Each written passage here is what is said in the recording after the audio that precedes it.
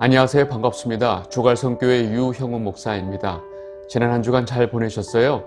오늘 벌써 12월 셋째 주일 아침입니다. 요즘 하루가 멀다 하고 날씨가 이 봄 날씨에서 갑자기 겨울 날씨가 되고 이러니까 굉장히 감기 걸리시는 분들이 많이 계신데 여러분 이러한 이 급격한 온도 변화에 몸이 잘 감당할 수 있도록 특별히 건강에 신경 쓰시면 좋겠습니다. 오늘 이 예배와 말씀을 통해서 우리 성도들이 어떻게 주 안에서 하나가 될 수 있는지 좀 더 깊이 깨닫는 시간이 되시기를 바랍니다. 그리고 이 성도의 하나됨은 무엇을 위한 하나됨인지 분명히 알게 되시기를 바랍니다. 오늘 우리에게 주시는 말씀 보도록 하겠습니다. 로마서 15장 1절에서 2절입니다. 믿음이 강한 우리는 마땅히 믿음이 약한 자의 약점을 담당하고 자기를 기쁘게 하지 아니할 것이라. 우리 각 사람이 이웃을 기쁘게 하되 선을 이루고 덕을 세우도록 할지니라. 아멘. 여러분, 우리 지난 목요일 날 우리는 이 세 분의 하나님의 하나됨을 설명하고 있는 이 삼위일체에 대해서 이 성도혁명 시리즈를 통해서 분명하게 배웠습니다. 여러분 혹시라도 아직 이 영상을 못 보신 분이 계시면 꼭 보시면 좋을 것 같습니다. 우리는 이 하나님 아버지와 예수 그리스도 그리고 성령 하나님 이 세 분의 하나님께서 완전히 하나됨의 모습을 가지고 계시기 때문에 이것을 삼위일체라는 표현으로 사용한다라고 말씀을 드렸습니다. 삼위일체란 말은 성경 전체에서 설명하고 있는 이 하나님의 모습을 한마디로 표현한 것이기 때문에 그 말 자체가 성경에는 나오지 않습니다. 예수님 오시기 전에 하나님께서 우리에게 하신 이 구약 성경 전체가 하나님의 약속이기 때문에 우리는 이 전체를 한마디로 구약 성경이라고 표현합니다. 그런데 정작 구약 성경에서 구약이란 말은 나오지 않습니다. 마찬가지로 성경 전체가 설명하고 있는 이 하나님의 모습을 설명하는 한 단어인 삼위일체는 우리가 이 하나님의 모습을 좀 더 이해하기 쉽게 한마디로 표현한 것이기 때문에 성경에는 나오지가 않습니다.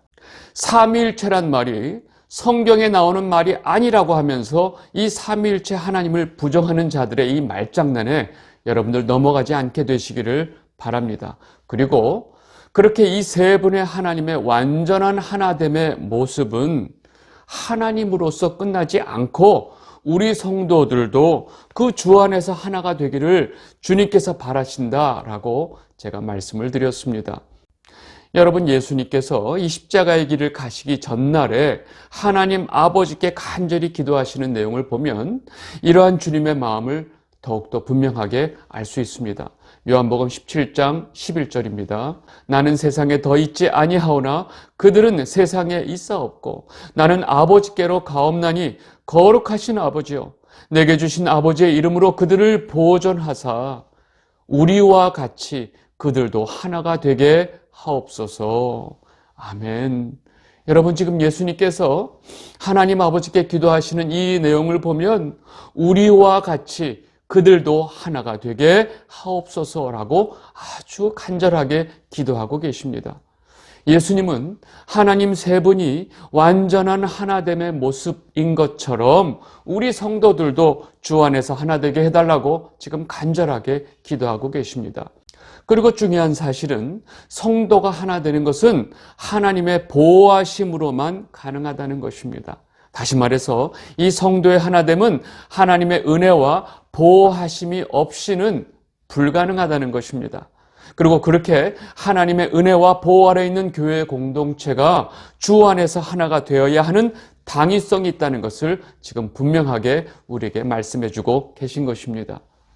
여러분 제가 이 설교 처음서부터 이렇게 삼위일체를 이루고 계신 이 하나님같이 교회 공동체의 하나됨에 대해서 말씀드리는 이유가 있습니다.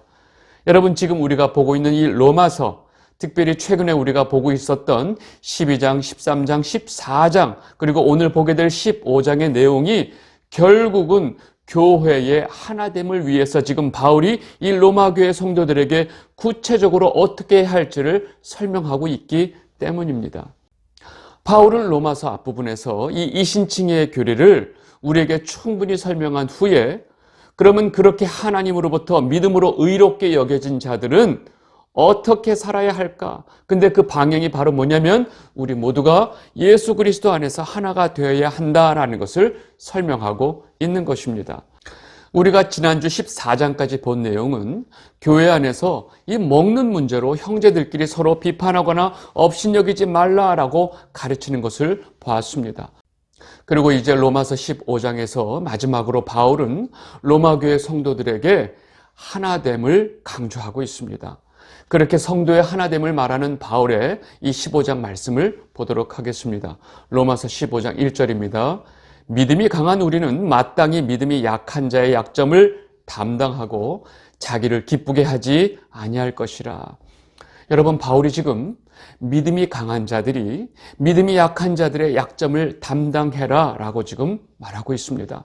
지금까지 바울이 말하고 있는 앞의 내용의 맥락을 이해하게 되면 지금 이 말씀은 어떤 음식이든지 거리끼지 않고 먹을 수 있는 강한 믿음을 가지고 있는 자들이 우상신에게 바쳐졌던 고기를 좀 꺼려하면서 먹지 못하는 믿음이 약한 자들을 돌봐라 라고 지금 말하고 있는 것입니다. 그렇게 믿음이 강한 자들이 약한 자들을 돌보고 자기를 기쁘게 하지 말라라고 지금 바울이 강하게 당부를 하고 있습니다. 믿음으로 세워진 이 교회 공동체 안에서는 분명하게 믿음의 차이가 생기게 되어 있습니다. 그리고 그 믿음을 감당할 수 있는 분량도 각각 다 다르다는 것을 우리는 이해하고 인정을 해야 합니다. 그 믿음의 원칙이 다른 세상의 기준들로 인해서 깨지지 않도록 믿음이 강한 자들이 약한 자들을 돌보고 그들의 약점을 담당해라 라고 지금 바울이 말하고 있는 것입니다. 바울은 갈라디아 교회 성도들에게도 다음과 같이 말했습니다. 갈라디아서 6장 2절입니다. 너희가 짐을 서로 지라. 그리하여 그리스도의 법을 성취하라. 아멘. 지금 바울은 이 갈라디아 교회 교인들에게도 강한 자가 약한 자의 짐을 지고 약한 자가 넘어지지 않도록 너희가 서로 짐을 같이 지라 라고 말을 하고 있습니다. 그리고 너희가 그렇게 하는 것이 예수 그리스도가 우리를 위해서 세우신 사랑의 법을 완성하는 것이다 라고 말하고 있는 것입니다.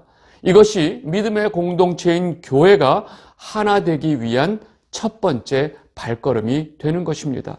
그리고 그렇게 믿음이 강한 자는 약한 자의 짐을 지고 그들의 약점을 담당하면서 자기를 기쁘게 하지 말라라고 당부하고 있습니다. 여러분, 지금 바울이 자기를 기쁘게 하지 말라라고 하는 말을 여러분들 오해하지 않게 되기를 바랍니다. 우리는 주님께서 주신 은혜로 항상 주 안에서 기뻐해야 합니다. 지금 바울이 자기를 기쁘게 하지 말라라고 하는 이 말은 주님이 주신 이 기쁨을 버리고 기뻐하지 말라라고 하는 말이 아닙니다. 이 말은 자기 중심적인 태도로 약한 자를 무시하거나 약한 자를 넘어지게 하지 말라라는 의미가 담겨 있습니다. 이어서 바울은 자신을 기쁘게 하지 말라라고 하는 이 소극적인 태도에서 좀 더 적극적인 것을 요구합니다. 로마서 15장 2절입니다. 우리 각 사람이 이웃을 기쁘게 하되 선을 이루고 덕을 세우도록 할지니라. 아멘. 강한 자가 자기를 기쁘게 하지 않는 것은 사실은 소극적인 태도입니다. 바울은 좀 더 적극적인 태도를 갖기를 원합니다. 그것이 뭐냐면 이웃을 기쁘게 하는 선택을 해라 라고 요구하고 있습니다. 그러면 우리는 옆에 있는 형제를 무조건 기쁘게 하라는 것일까요? 여러분, 그렇게 단순하게 이해하시면 안 됩니다. 여러분, 교회 안에서 내가 아닌 다른 지체를 기쁘게 하는 것도 그냥 그 사람을 기쁘게 하는 것이 아니라 원칙이 있습니다. 다시 말해서 믿음이 약한 자의 약점을 담당하고 그들을 기쁘게 하는 것도 원칙이 있다는 것입니다.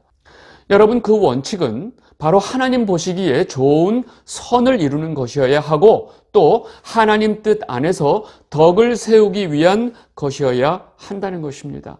왜냐하면 믿음이 약한 자들 역시 자기를 기쁘게 하지 않아야 할 책임이 있기 때문입니다. 이 기쁘게 한다고 하는 것을 그저 그 사람이 좋아하는 것을 해주는 것이 아니라는 것입니다. 그리고 지금 바울이 믿음이 강한 자들이 믿음이 약한 자들의 짐을 지라라고 하는 말씀은 결국 너희가 주 안에서 하나가 되어야 한다라는 것을 말하고 있는 것입니다. 그런데 우리는 이런 말씀을 들을 때마다 솔직히 약간은 무거운 마음이 들고 심지어 불편한 마음까지 드는 게 사실입니다. 왜 그렇게 성경이 우리에게 하나가 되라는 말씀을 들을 때마다 우리 안에 불편한 마음이 들까요? 여러분, 실제로 교회 안에서 믿음이 강한 자와 약한 자의 기준이 사실 좀 애매하기 때문입니다. 누가 믿음이 강한지, 누가 믿음이 약한지조차도 사실 지금 현재 교회 안에서 판단하기가 쉽지가 않습니다. 여러분, 실제로 본인이 믿음이 굉장히 강하다고 하시는 분들을 보면 그분들은 믿음이 강한 것이 아니고 실제로 성격이 세거나 사회적인 경험을 통해서 자신의 소신이 강한 분들이 대부분입니다. 자신의 그런 성격이 강함과 사회적인 어떤 경험을 통해서 자신의 소신이 강한 것을 믿음이 강함으로 착각하고 있다는 것입니다. 그리고 그렇게 자신의 믿음이 강하다고 자신을 착각하는 분들이 사실 교회를 뒤집어 놓는 경우가 너무나 많기 때문입니다. 그리고 자신의 신념과 성격이 강한 것을 믿음이 강한 것으로 착각하는 그분들은 절대로 믿음이 약한 자들을 품고 그들의 약점을 담당하지 못합니다. 오히려 그런 사람들을 적으로 여깁니다. 그리고 교회 안에서 자신의 믿음이 좀 약하다라고 생각하는 분들은 그 자신의 약함으로 겸손하기보다는 오히려 자신의 믿음의 약함이 무슨 훈장이라도 되듯이 너무나 당당하게 자신의 약함을 이용해서 자신의 이익을 취하려고 하는 자들이 많다는 것입니다. 여러분, 이러한 현실을 너무나 많이 보고 경험한 우리는 교회 안에서 믿음이 강한 자가 약한 자의 약점을 담당하라라고 하는 이 말씀이 귀에 안 들어오는 것입니다. 또 우리가 교회 안에서 경험한 또 하나의 불편한 현실은 그 누구도 교회 안에서 자신의 약함을 드러내는 것을 원치 않는다는 것입니다. 왜냐하면 교회 공동체 안에서 정말로 처음에 순수한 마음으로 자신의 약함을 드러냈다가 오히려 그 약함이 자신을 공격하고 자신을 모함하고 자신을 무시하는 것을 많은 사람들이 경험했기 때문입니다. 안타깝게도 우리가 경험한 교회는 강한 자가 약한 자를 담당하는 것을 본 적이 없다는 것입니다. 여러분, 교회 안에서 우리가 경험했던 이러한 현상은 사실 교회 안에서 세상의 원리인 약육강식의 원리가 작용하고 있다는 증거이기도 합니다. 우리가 너무나 잘 알듯이 이 세상에 돌아가는 원리는 힘입니다. 돈이 있고 그 돈으로 자기 힘을 삼아 살아가고 있는 이 세상이 바로 이 세상에 돌아가는 원리입니다. 그리고 그 돈에 힘이 있는 자들이 결국 자기보다 약한 자들의 돈까지 뺏어서 자기 힘을 더 강하게 하는 것이 바로 이 마귀가 통치하는 이 세상의 원리가 되는 것입니다. 여러분, 동물의 세계에서 강한 사자가 약한 사슴을 먹이로 취할 때 마구잡이로 사슴을 잡지 않습니다. 그 사슴 무리에서 도태되고 병들고 약한 사슴을 취해서 먹이로 삼고 자기가 먹을 만큼만 잡는 것입니다. 그런 동물의 세계가 철저한 약육강식의 세계처럼 보이지만 사실 그 안에는 분명한 기준이 있고 또 원칙이 있는 것입니다. 무엇보다도 동물은 자신의 욕심을 위해서 자기의 기쁨을 위해서 다른 동물을 죽이는 경우가 절대로 없다는 것입니다. 오로지 자기의 생존을 위해서 자기의 먹이사슬 안에 있는 다른 약한 동물을 잡아 먹습니다. 그런데 인간 사회는 철저하게 자기의 욕심을 위해서, 자기의 만족을 위해서, 자기의 기쁨을 위해서 약한 자를 죽이는 실제로 더 악한 약육강식의 사회라는 것입니다. 여러분, 이러한 세상의 원리를 보면 이 모든 인간들이 얼마나 악한 죄인들인지 분명히 알 수 있고 이 세상을 통치하는 그 마귀의 세력을 분명히 알 수 있는 것입니다. 여러분, 그렇게 악한 약육강식의 삶의 원리에서 지금 살아가고 있는 자들이 결국 교회 공동체가 된 것입니다. 여러분, 그러한 삶의 습관들을 그대로 가지고 있는 자들이 지금 교회 안에서 하나님의 백성이 되었다는 것입니다. 여러분, 그래서 하나님의 백성이 된 성도들에게 바울이 제일 먼저 선포하는 것이 뭐냐? 너희는 이 세대를 본받지 말고 선하고 온전하신 하나님의 뜻대로 살아라 라고 지금 말하는 것입니다. 이 세상의 원리처럼 강한 자가 약한 자를 죽이고 빼앗고 살아가는 그 세상의 원리를 따라 너희들은 살지 말고 그 정반대로 강한 자는 약한 자의 그 약점을 같이 담당하고 그들의 짐을 서로 지라라고 말하고 있는 것입니다. 여러분, 바울의 이러한 명령은 이 세상의 삶의 원리를 완전히 뒤집는 것이고 이 세상 사람들이 절대로 할 수 없는 것입니다. 여러분, 죄와 허물로 죽어 있었던 자들을 예수 그리스도께서 다시 살려낸 자들이 바로 성도이고 교회입니다. 여러분, 세상에 이 멸망하는 자들이 볼 때 가장 미련해 보이는 것이 바로 예수님의 십자가의 도입니다. 그런데 그 십자가의 도를 따라 사는 자들이 바로 성도이고 교회 공동체인 것입니다. 그래서 그 교회는 강한 자가 약한 자의 약점을 담당하고 품으면서 하나가 되라고 말하고 있는 것이 지금 성경이 우리에게 말하고 있는 것입니다. 그런데 우리가 지금까지 오랫동안 다니면서 경험한 교회의 현실은 사실 이 세상보다도 더 철저하게 강한 자들이 우선시되는 약육강식의 원리를 교회 안에 가지고 있었던 것입니다. 그렇게 돈이 있고 힘 있는 자들을 우대해서 교회가 외형적으로 엄청나게 커지고 화려해졌는지 모르지만 실상 하나님 보시기에 다 죽은 교회가 되어버린 것입니다. 여러분, 이러한 모습은 단지 지금 이 시대만이 아니고 초대교회 때도 이러한 모습이 있었다는 것입니다. 야고보가 이 예루살렘 교회를 목회하면서 이러한 모습을 보고 그들에게 다음과 같이 경고를 하고 있었습니다. 야고보서 2장 1절에서 4절입니다. 내 형제들아, 영광의 주 곧 우리 주 예수 그리스도에 대한 믿음을 너희가 가졌으니 사람을 차별하여 대하지 말라. 만일 너희 회당에 금가락지를 끼고 아름다운 옷을 입은 사람이 들어오고 또 남루한 옷을 입은 가난한 사람이 들어올 때에 너희가 아름다운 옷을 입은 자를 눈여겨보고 말하되 여기 좋은 자리에 앉으소서 하고 또 가난한 자에게 말하되 너는 거기 서 있든지 내 발등상 아래에 앉으라 하면 너희끼리 서로 차별하며 악한 생각으로 판단하는 자가 되는 것이 아니냐. 여러분, 예루살렘 교회 안에서 사람들이 부자를 대하는 모습과 가난한 자를 대하는 모습이 이렇게 달랐던 것입니다. 이렇게 사람을 차별하는 이들의 모습에 대해서 야고보는 너무나 강하게 그렇게 사람을 차별하는 행동이 죄를 짓는 것이다 라고 경고하는 것입니다. 야고보서 2장 8절에서 9절입니다. 너희가 만일 성경에 기록된 대로 내 이웃을 사랑하기를 내 몸과 같이 하라 하신 최고의 법을 지키면 잘하는 것이거니와 만일 너희가 사람을 차별하여 대하면 죄를 짓는 것이니 율법이 너희를 범법자로 정죄하리라. 아멘. 야고보는 분명하게 사람을 차별하면 너희는 죄를 짓는 것이라고 말하고 있습니다. 사실 우리가 오랫동안 교회를 다니면서 경험했던 그 경험에 의하면 사실 교회 안에서 대놓고 힘이 있고 돈 많은 사람과 그렇지 못한 사람에 대한 차별은 너무나 확실하게 존재합니다. 그럼에도 불구하고 아직도 교회 안에서 많은 성도들은 세상 사람처럼 사람을 차별하지 않고 약한 자들을 더 돌보고 챙기는 경우가 더 많이 있다는 것도 사실입니다. 문제는 이러한 교회의 모습을 역이용해서 자신의 약함을 마치 훈장처럼 내세우면서 대접을 요구하는 이 파렴치한 사람들 때문에 교회가 정말로 약한 사람을 대할 때 조심스러울 수밖에 없다는 것입니다.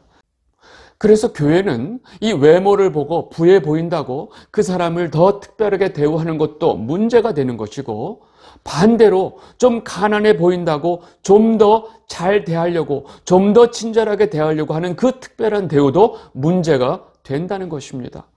여러분, 그 사람이 부해 보이거나 가난해 보이거나 겉모습과 상관없이 그냥 한 사람의 성도로 주 안에서 그를 대하고 그를 사랑해 주는 것이 가장 중요한 것입니다. 그래서 교회는 특별히 구제를 하거나 힘들고 어려운 사람을 도울 때 더 지혜가 필요하고 그 도움의 대상들의 마음까지 사실을 잘 헤아려야 하는 것입니다. 이러한 모든 사실을 바울은 지금 한 말씀 안에 담았습니다. 로마서 15장 2절, 우리 각 사람이 이웃을 기쁘게 하되 선을 이루고 덕을 세우도록 할지니라. 아멘. 여러분, 교회 공동체가 지향해야 할 목표는 바로 선을 이루고 덕을 세우는 것이 가장 중요한 기준이 된다는 것입니다. 그리고 그렇게 선을 이루고 덕을 세우는 기준 위에 성도들을 대하는 것이 가장 중요하다는 것입니다. 이어지는 다음 말씀 보겠습니다. 로마서 15장 3절입니다. 그리스도께서도 자기를 기쁘게 하지 아니하셨으니 기록된 바 주를 비방하는 자들의 비방이 내게 미쳤나이다 함과 같으니라. 자기를 기쁘게 하지 말라고 하는 바울의 이 권면의 근거는 주님께서도 자기를 기쁘게 하지 않으시고 우리를 위해서 목숨까지 내어놓으셨기 때문입니다. 성도는 자신의 기쁨을 위해 사는 자들이 아니라는 사실을 너희는 잊지 말아라 라고 지금 말하고 있습니다. 그리고 바울은 이렇게 로마 교회 성도들에게 그 하나됨에 대해서 말하는 것을 다음과 같이 마무리하고 있습니다. 로마서 15장 5절에서 6절입니다.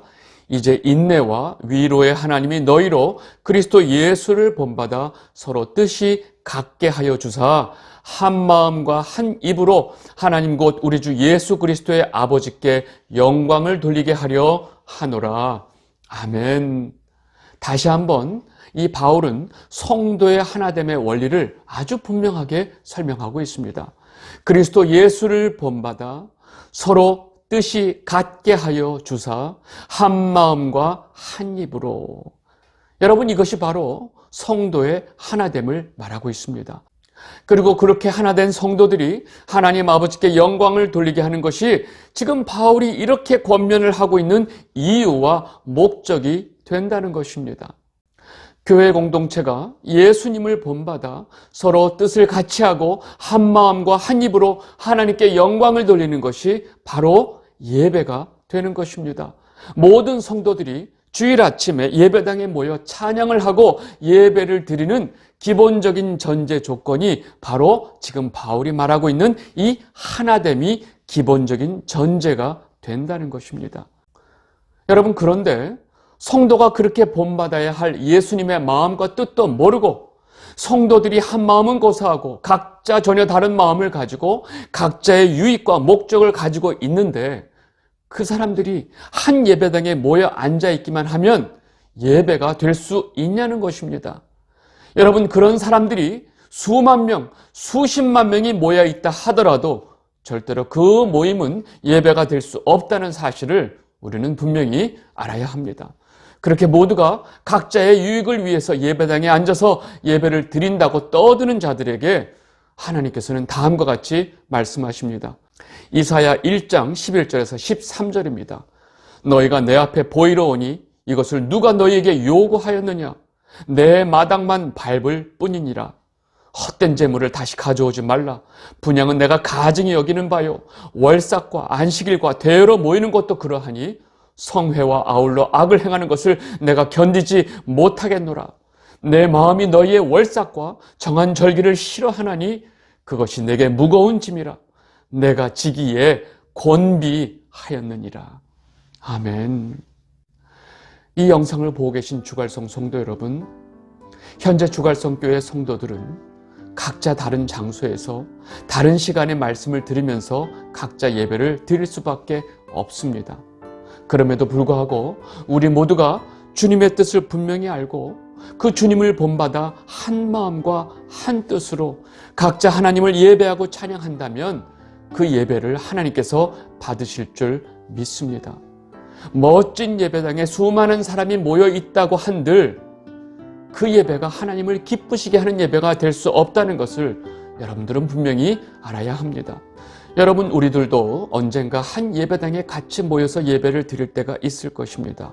그런데 그보다 앞서 먼저 우리는 주님의 뜻을 분명히 알아야 하고 그 주님의 마음을 본받아서 한 마음 한 뜻으로 하나님께 영광을 돌리는 삶을 사는 것이 우선이 되어야 한다는 것입니다. 왜냐하면 그것이 하나님께서 정말로 원하시는 제사가 되고 참다운 예배가 되기 때문입니다. 여러분들 모두 이번 한 주 동안 각자의 삶 속에서 하나님께서 원하시는, 또 하나님께서 기뻐하시는 예배를 드리는 여러분들이 되시기를 진심으로 바랍니다. 오늘 말씀 여기까지 하도록 하겠습니다. 감사합니다.